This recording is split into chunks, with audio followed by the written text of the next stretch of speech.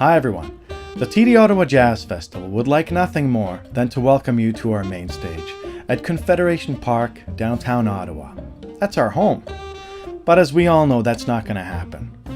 So we've got the next best thing and are bringing the music to you through a series called Tenacity, which will unfold every day for the next 10 days and will feature some of the brightest and most unique artists from all over the world. You'll get to meet and hear artists from Berlin, New York, Boston, Vancouver, Ottawa, Serbia, and other places. This series is different. This series is Jazz Today. It's vibrant, courageous, tenacious, and masterfully original. Thanks for joining us. This is Jazz in 2020.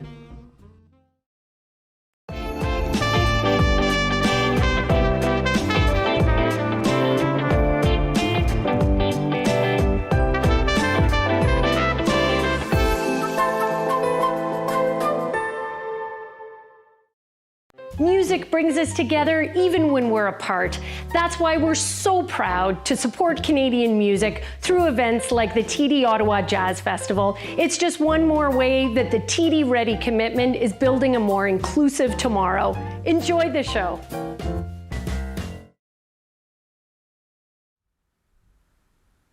Good evening and welcome to OLG Chats. I'm James Hale from Downbeat Magazine. And each day of Tenacity, I'll be talking to some of the incredible improvising artists who'll be sharing their music with us. Today, we're going live and transcontinental with a very special performance by guitarist Joe Morris in the woods of Connecticut, trombonist Samuel Blaser in Berlin, trumpeter Craig Pedersen in Montreal, and pianist Tania Gill in Toronto. And they're going to be performing to a unique graphical score that's written by Joe. And we're going to be speaking to him after about his process and the music after the show. But we're going to get right to the music tonight. So here's the band. Take it away, Joe.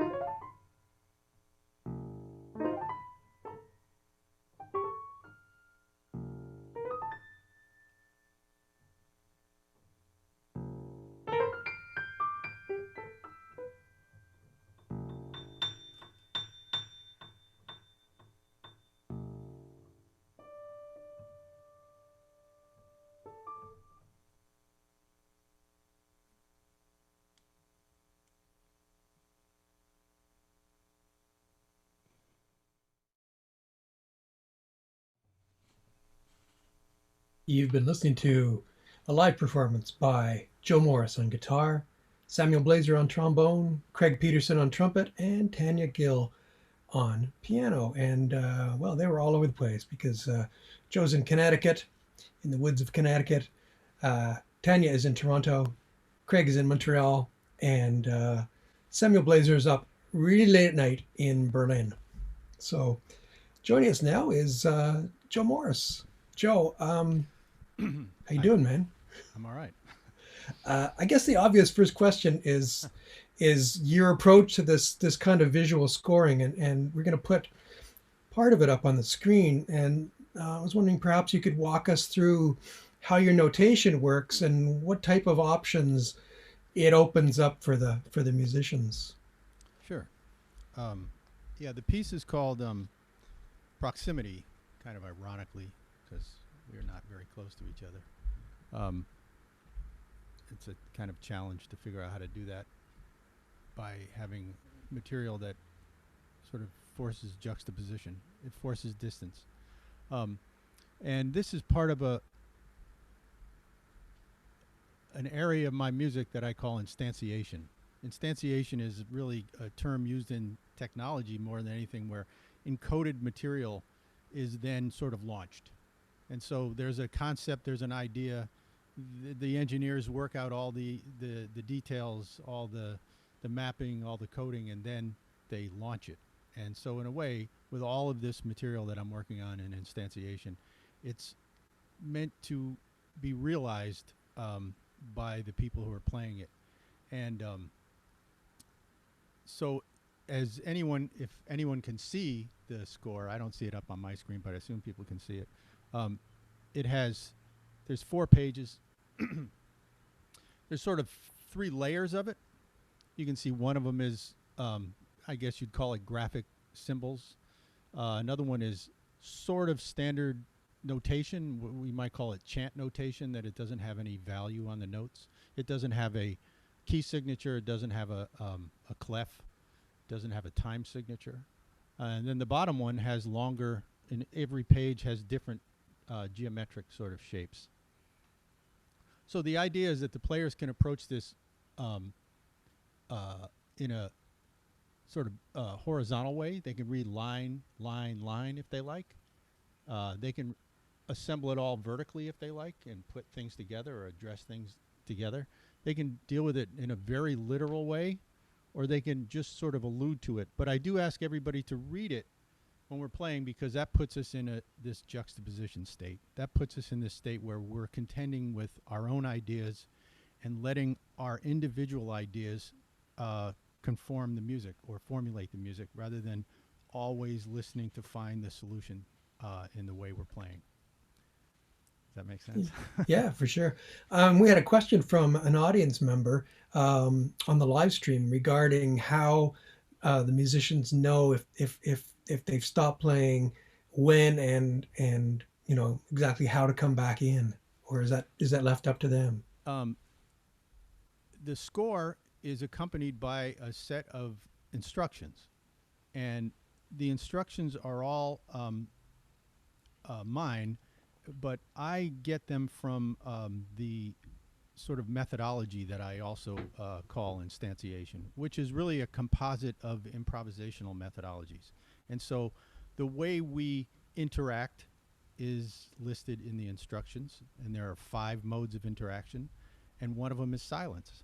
And so, you know, if we have 5 modes of interaction, we play solo, we play in unison, we play in a complement or accompanying one another, we play in juxtaposition, or we're silent. So anyone can be silent at any point. Everyone can be silent. In this case, I sort of asked that everyone not stop together because we wanted to do one long piece. But there were times when everyone stopped. And that's a choice that the musicians make. So really what we're after here is to have some visual guide to give us every possibility that we might already know about but might not necessarily use in performance. So it's trying to move the idea of improvisation to a point where we include more, where we don't make assumptions about how each other plays. We let everybody do whatever they want, and then we configure it instantly in the music. Mm-hmm. Now, this is your approach to it, and you know, for those who aren't really familiar with free improvisation, we should say that you're not the only one who has their own style of notation. Wadada Leo Smith has a graphical notation he uses. Some people are probably familiar with the way that Braxton notates, especially song titles. And I believe Jerry Hemingway has his own series of notations that he's formalized his various approaches to playing percussion. I'm wondering that movement toward non-traditional, let's call it, notation. Does everyone sort of work in their own approach to it, or have you talked to Leo or Jerry about their approaches and kind of figured a way that works I haven't talked to Jerry about his approach, but I've talked to Wadada Leo Smith about his. And I, like anybody who's been doing this a long time, and a lot of people who just started doing it, the way you communicate ideas in something that's as, fluid as improvising is always a challenge. I mean, a lot of times we write out regular notation and we use the melody as the structure. I sort of spent my life trying to figure out what I call the methodologies of improvisation. I wrote a book about it called Perpetual Frontier, The Properties of Free Music. I teach that idea to conservatory students at New England Conservatory. I taught at Calgary for a semester.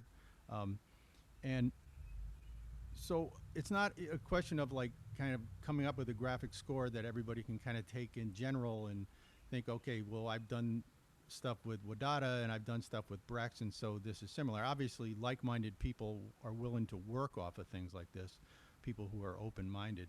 But specifically, I'm not concerned with how they do things. I'm concerned with how I can get a result that was, like the result we just got, which is out of my control. I mean, I can control what I play and I can control what I suggest to people, but in terms of methodology of improvisation, a lot of improvised music is done with no score at all. I mean, most of it, or even a memory of something. But there's an operational methodology. There are things that people know that they're going to do, and those things often restrict other things. So this idea is to try to include all of them, or I would call it a composite of methodology, a composite methodology. And so while this is pretty, unique in the way I put it together and how I ask people to use it, I'm not very concerned with how people use it, except that I don't want them to ignore it and just carry on like we're not working together. And if they did that, we'd deal with it. We'd improvise. So in a way, it just gives me a little bit more control over actually needing no control. Whereas if I have no control, I have a little bit less. That might sound really strange, but I've done so many different things as an improvising musician that, and I played in with some very, very great musicians in what I consider to be the four seminal methodologies that are not based on harmony in improvised music. So I learned a lot from them, and I pay attention to them.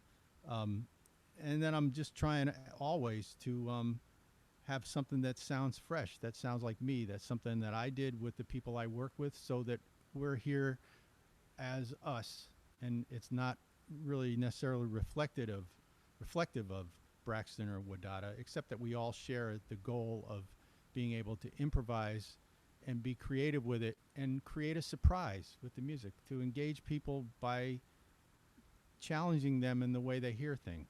And that gets harder and harder to do the more you know, because you get a certain audience to come to hear Evan Parker and a different audience that comes to hear William Parker, and they might overlap a little bit, but they expect a certain thing. And so how do you move past what we already know? And this is one of my solutions to that, one of my attempts to address that. Yeah. Well, let's move a little further into that area of improvisation, because one question I hear a lot from people who they like jazz, but they're always kind of puzzled or curious about free improvisation.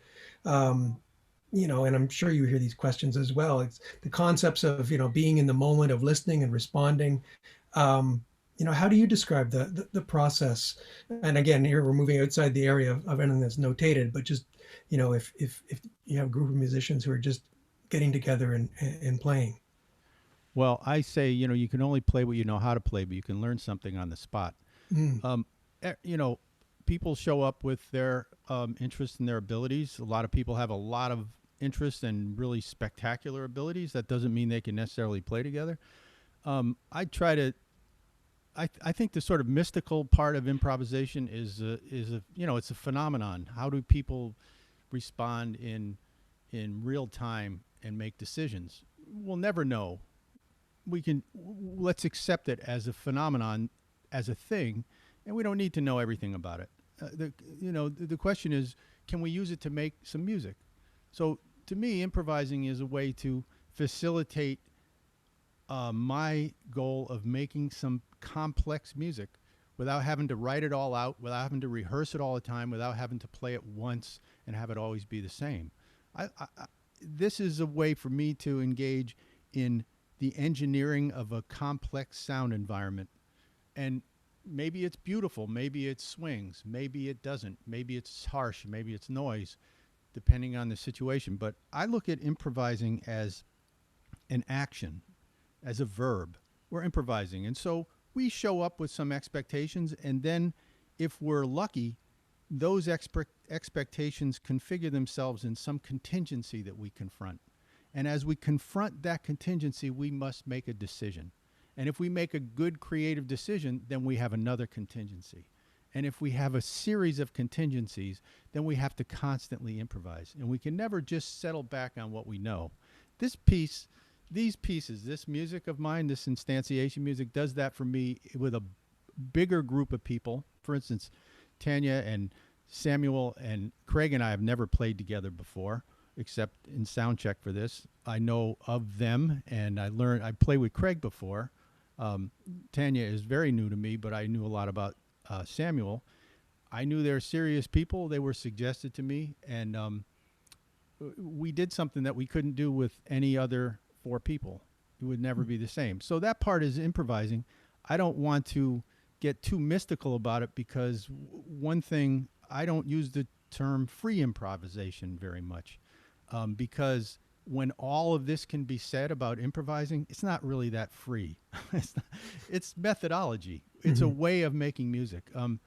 Some people say it's conceptual, it's experimental. No, this is our craft. This is what we do. Sure. We learned how to do this, and we know how to engage in it spontaneously.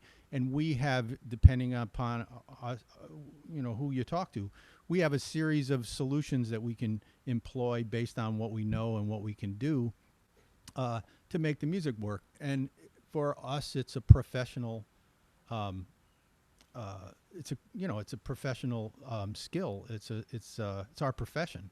Sure. So I don't like the idea of free, because I just described what we did. And so it's no more free than playing over the blues. The blues has an element of variation or variable in it, just like this does, but not too much. I like this piece because if I wanted to play a blues in the middle of it, I could, whereas some other things I couldn't do. If we just decided to settle on a blues, we play a blues. That's fine. I think for listeners, and let me just talk to listeners who might go, what was that? Or I don't get it. Or it's free improvisation, all sounds the same. If we are making it immediately, spontaneously, engaging in the process with a very small scheme of operational sort of space, this happens, it changes, this happens. It's a very short scheme. I would encourage the listeners to try to decipher it on their terms, to draw a conclusion about it. The history of improvised music and the history of jazz is that artists create complexity in sound, and a unique audience goes there and decides what it is to them. We're not trying to say, this is just like what happened 30 years ago, 3 days ago, 20 years ago. It's supposed to be right now. And we're playing to the people who listen to it, who might walk away and go, that was nonsense. They don't know what they're doing. And the other person who says, I think I understand something different from hearing it.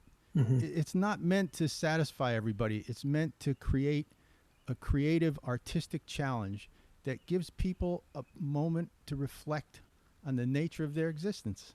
It's that simple. That's what we all go for. And, like looking at a tree or a flower or running across some new person in your life. It's a point of engagement in your life, and you get to decide what it is. Yeah, it's so well put.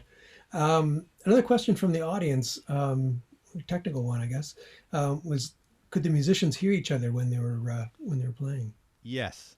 Somehow in the sort of press text for this, someone wrote that we can't hear each other. Yes, we can hear each other. We did a lot of work with our incredible engineers, Sam and Julian, who really helped us to get our stuff together.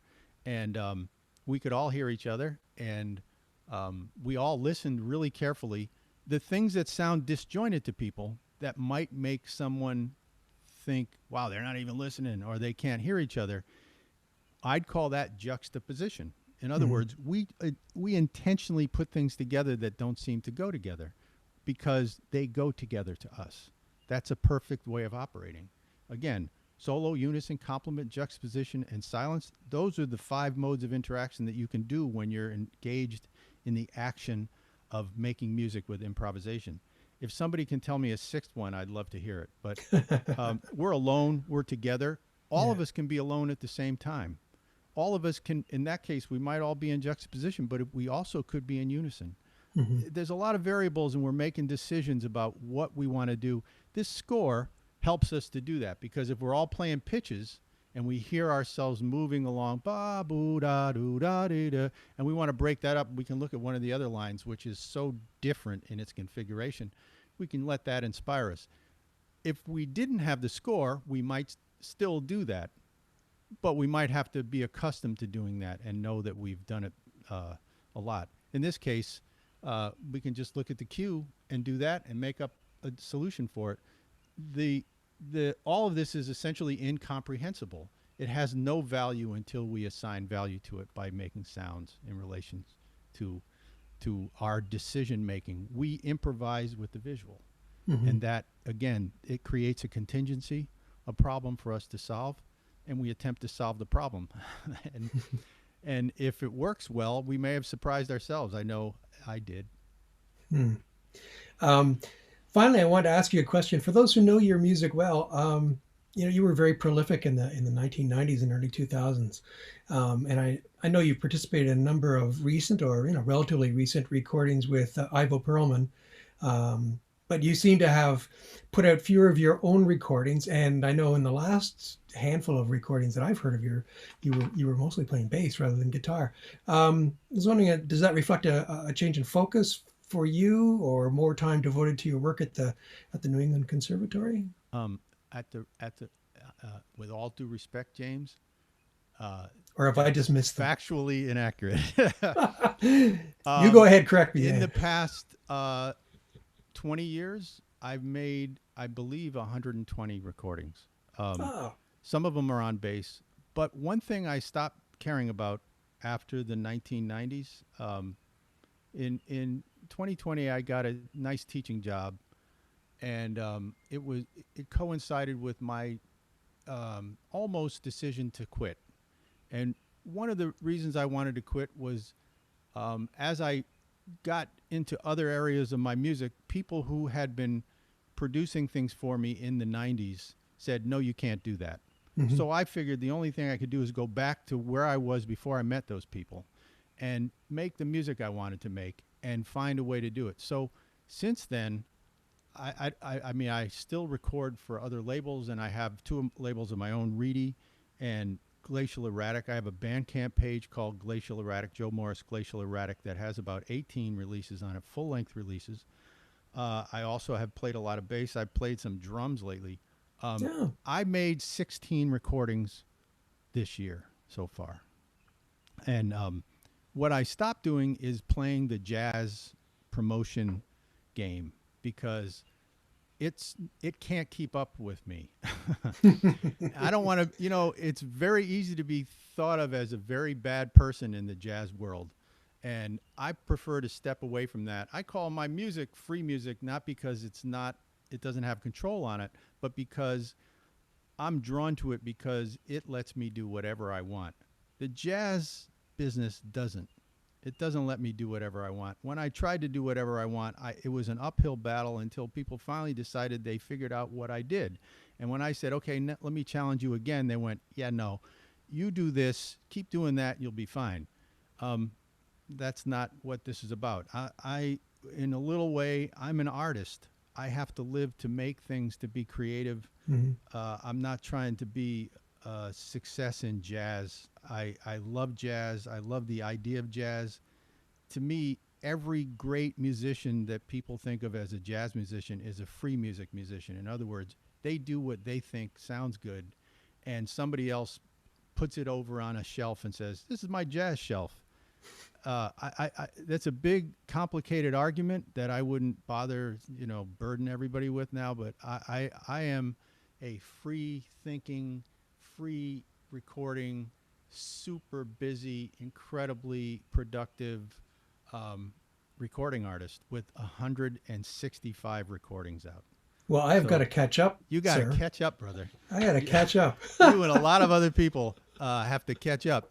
Some of the people who paid attention in the 90s stopped when it took a little bit more effort. So I hope they all pick it up again. But there are successive groups of people, generations. I've stepped into lots of different communities of musicians. This is a community of musicians that's new to me that I'm very excited about, and I hope we all get to play together again in the same damn room. And part of that, the platform you play on, the community of people you play with is huge in this kind of music. And because I've managed to survive and live longer than a lot of my heroes who established that kind of idea, I've gotten to grow my community in a whole different way. And so for a long time, I've been in the full-on, let's create, let's not reflect, let's keep going. The world's in a terrible, horrible condition. If we as artists don't keep moving on, we're wasting everybody's time. So check out, there's at least 120 new recordings, some of which are on bass, which to me is just as important as playing the guitar, and in some ways more fun. But look out for some with me playing drums. I can't wait to check those out. I just try to do whatever I want. That's what I'm trying to do. Keep doing it, because thanks. It's great. And thank you so much, you and the others, for sharing the music tonight. It's just it's joyful. Yeah, I really want to thank Samuel and Tania and Craig and Peter Kankura, my beloved friend who's one of my heroes, for inviting me to do this. And I appreciate your questions and your presence, James. And again, Julian and Sam and everybody who tuned in. I know it's kind of a stretch for some of you, and I really appreciate you having the open mind to do it. That's what we have to do to get past all this nonsense in the world. We have to open our minds.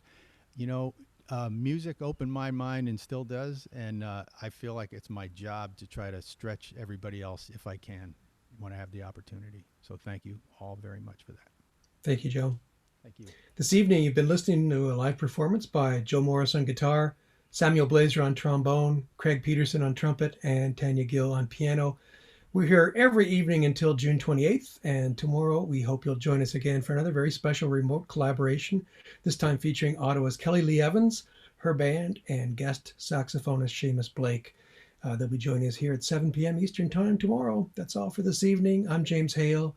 As always, keep supporting the music. Good night. And now I can't hold my mind at bay.